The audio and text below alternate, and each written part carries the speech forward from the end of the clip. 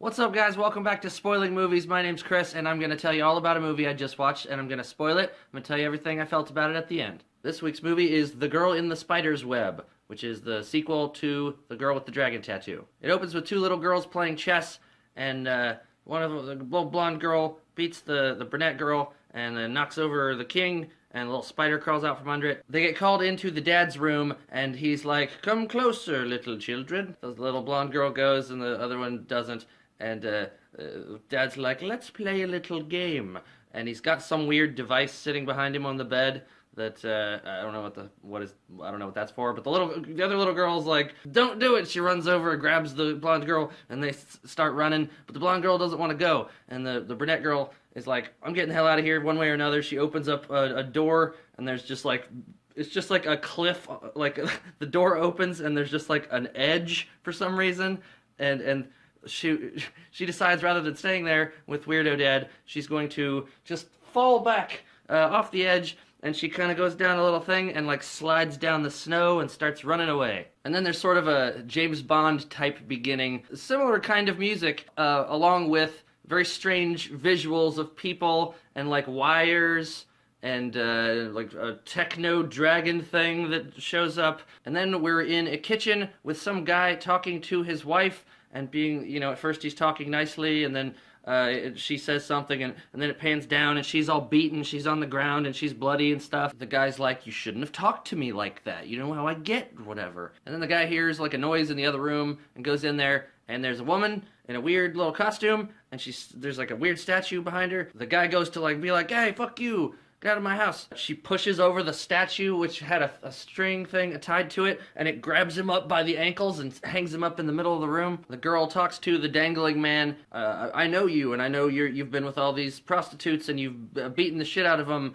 And so now I'm transferring all of your money to the prostitutes that you've beaten, and the rest of the money is going to your wife that you've been beating." And she says to the wife, "Don't call the cops." She's sitting there with the phone. It's like, "I'm transferring all of his money to you. You need to take your child and get out of here." Wife takes the kid, gets on out of there, and she tases the guy while he's hanging there, while he's hangling. I was gonna say dangling and hanging. While he's hangling, tases him. She goes, "Zzz," and he's hanging there. Rawr. They bring back Daniel Craig's character from the first one. His name was Mikhail, but he's not played by Daniel Craig in this one. And the lead actress is also not played by the same actress in this one, but she looks more like him. This new guy didn't look like Daniel Craig to me. Dragon Girl is talking to her lover friend, telling her about her past. She had a sister, and the sister killed herself, and there's like a picture of her and her sister, and that was them when they were little girls. She says the sister started working with their father, and they were both crazy psychopaths. I guess he turned the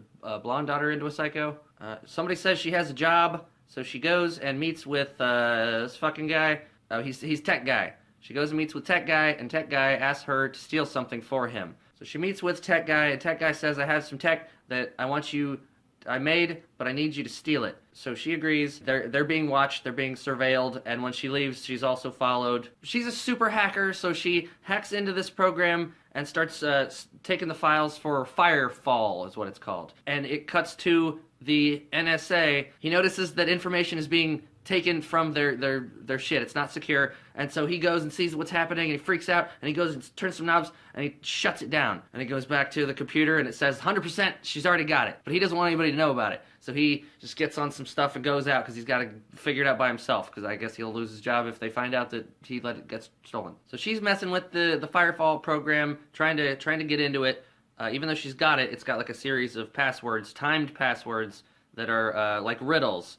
One of them says something like, "How long does a horse stand in the snow?" Or like, how long is a tree? And she doesn't know, and like there's a little timer. It's like, "Oh, you didn't get that question," so it moves on to the next question. Dragon Girl hears some things in her place and gets up and goes to see what the noise was. She finds her little sister in a black bag connected to the weird suction machine thing that the dad had on the bed. And she wakes up, and it was a nightmare. But now that she's really awake, she does hear a noise, and there's a series of gunmen in there, and they're trying to steal the Firefall thing, and they're also trying to capture her, but she's got like a cool panic room thing that she shuts herself in. When she comes out of the panic room, she realizes that they have set up this really interesting explosion where they've been releasing gas, and one of them put gunpowder on a little alarm clock so that like when the clock goes off, the little hammer thing will ding the gunpowder, causing the thing. It was really interesting. I've never seen it done like that. But anyway, massive explosion. She jumps into her tub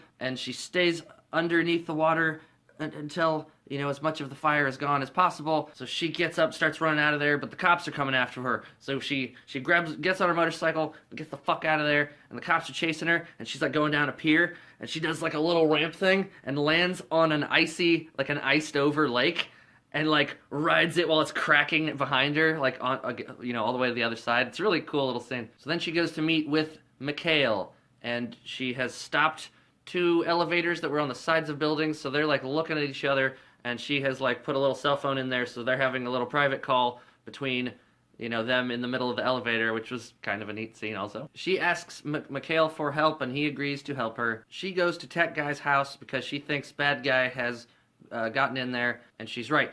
Bad Guy is like right behind her, so they get in a big bathroom fight, and she like stabs him in the leg with a toothbrush, and he manages to get a little syringe thing and stick her in the neck and drug her, so she starts kind of passing out. And as she's passing out, he takes her hand, puts it on a gun, and like points it up to the tech guy, and boom, shoots him. And the kid was there, but luckily the kid didn't see it because he was like in the shower and the door was closed. Bad Guy takes the kid and gets out of there. She's like about to die on the floor. She like brings down some stuff off the counter, finds a bottle of amphetamines. I don't know exactly what they were, but they're on the ground, and she's just barely lucid enough to like smush them up and snort a bunch of them, and that sort of gives her enough energy to kind of get up and stumble out of there. She gets in a car and is able to track where the other car was going, because she's an incredible super hacker, and she's trying to get remote access to it. There's a little message like in the car where the kid is sitting, and it says like, do you allow remote access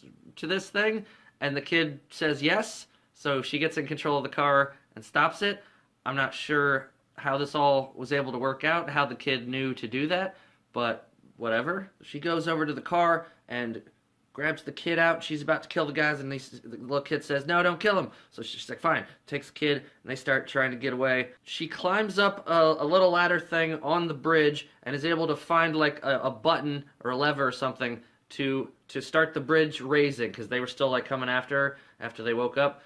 But she's able to raise the bridge so they can't do anything. And you see blonde lady in red, which I already knew was going to be her sister, the evil sister or something. She takes the kid to a weird dome place that kind of looks like an astral observatory or something, but it's all run down. I guess that's one of her safe houses. She faxes Mikhail where their location is, where to meet them. The NSA guy has been told by a Swedish government lady not to snoop around, and if they catch him in places he's not supposed to be, they're gonna send him back. But he's been snooping around trying to figure shit out, trying to find the firewall thing. And he finds a little camera that she had set up, the Dragon Girl, with footage of the actual bad guy that was killing people and that got in and that killed the person, tech guy. Swedish government lady finds him there looking at the images and stuff and arrests him and takes him and says they're going to ship him back to America. Dragon Girl is playing chess with the kid to try and kind of get on the same level, relate to him and stuff. The kid beats her because he's super smart. The kid eventually tells her the answer to the riddle that would open up the firefall thing. We find out that the sister took over the dad's business. Dragon Girl's dad, that's her sister, and she took over the psychopath dad's business and renamed it the Spiders. She goes to an airport place. I guess that's where the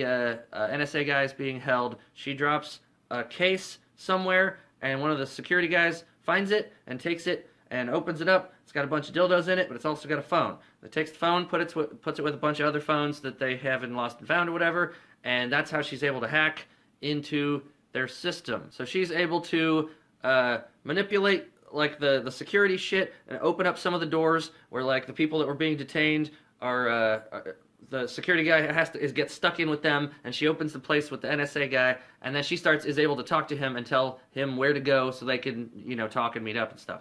Dragon Girl makes NSA guy agree to take the kid with him back to the US. For some reason, the kid still has a cell phone, and he gets a call from his dad. He picks up the phone, and it's nobody. He's being tracked by Badman. When they get back to the dome place where the kid's supposed to be, the sister is there, and she's got a bunch of goons with her, and they say they're going to kill Mikhail, but she's able to take them into like another little panic room thing, which also has like a secret exit, which is another kind of jump slide down a little snowy hill. Dragon Girl, after being beat by the kid, gave the kid the chess piece for their rematch. Said, hold on to this until we get a chance to do a rematch. But it has a tracker in it, so she's able to find out where they're taking the kid. Sister has taken the kid to their old dad's big mansion place from when they were kids. Dragon Girl is going through like some weird secret underground back entrance into the house. So one of the goon guys is at the top of the stairs, and she like makes some noise, and he sees that she's down there, and he puts his hand on the pole, and she tases the pole as she like walks up toward him, and that's kind of a cool thing. Dragon Girl gets into a room that is filling up with gas. All the other goons have gas masks on. While she's fighting with them, she's able to get one of their gas masks, and then there's a cool fight scene, and she's tasing the shit out of them, fighting them off, tasing them. But then in the end, she's overpowered, and Sister walks over, takes the gas mask off of her, so she starts going, She gets taken to where the boy is, and Sister says, you have to make the boy tell us what the password is. And she's like, I'm not going to do it. And she's like, well, I've got Mikhail, and he's going to die if you don't do it. So she's like, okay, fine, tell them what the password is. The kid says it out loud. They do it. It opens the thing up. Dragon Girl wakes up in one of those suction bags. It hasn't been turned on yet, but Sister starts talking to her, and she's like, you know what, Dad did to me every day after you left? And I was like, I don't know, suction bag you? Guys, like, I don't know, that sounds fucking horrible. Anyway, she suction bags the fucking Dragon Girl, but she cuts a little slit so she can breathe while she's talking to her. And the girl's like, you weren't there for me, so this is what you get. And puts some, like, candle wax, drips it right over the slit, so she's starting to fucking suffocate. Somehow their nerd hacker friend guy was able to locate where all the bad guys were in the building, and they start going, like, they just keep getting nailed from someplace, and he's got, like, sniper. The NSA guy apparently knows how to be a sniper, and the hacker guy is sending information of like where he's supposed to shoot. So it's really cool. It's this bad guy's just walking around going. Then she kind of snaps out of the bag somehow. I didn't really catch how it was possible, but she still does have a bunch of her like spiky earrings and shit. So like that one of those could have popped the bag, I guess. Anyway, she gets out of the bag. The kid grabs one of the little poison syringe things off the ground, and while he's hiding, and he's able to stab bad guy in the leg with it, and it blinds him, and he's just kind of walking around blind. As evil sister girl is getting away, being driven by another dude, blinded bad guy walks in the way of their car, and they wreck into him, and they just kind of roll into the trees. And it was totally out of the blue. I did not see this coming. It was just like, oh, they were getting away with the computer with the password. All of a sudden, now they got in a wreck out of nowhere. Dragon Girl tracks evil sister up to a snowy edge of a cliff, and she's got the computer thing in her hand. She's got her at gunpoint, and the sister is bleeding from the car accident, and the sister is saying, you helped all these other people that had been hurt by men, but you didn't help your own sister. You left me. You chose them over me. And there's sort of an emotional moment, and the Dragon Girl's like, I just couldn't go back there after all the terrible things that they never really explained to us. After all those things happened, she just couldn't go back to that place. And after they're back and forth, evil sister drops the computer on the ground and leans back off the cliff, kind of like the Dragon Girl did at the beginning as a child. But this time, she probably died. There wasn't anything to slide off of. It looked like she went straight down. NSA guy finds the firefall thing, and it's been deleted, and there's a little message from Dragon Girl, and it's like, you can't have it or some shit. And then she stands in front of burning house. The dad's house has been burnt, and she did it with a bunch of gasoline, and that's the movie. It was pretty good. It was interesting. It felt a little bit James Bond-ish. I thought the bag thing, the suction bag thing, was really interesting. Interesting concept. I don't even know if that's a real thing, if that's been done, but it seems really creepy and weird. How do you get them in the bag? That car crash thing at the end was really abrupt. It felt like an ex machina. There's a lot of tracking, then finding, then being tricked, then having to track and chase again, only to be tricked. And like that happens a lot. Everybody's tracking each other.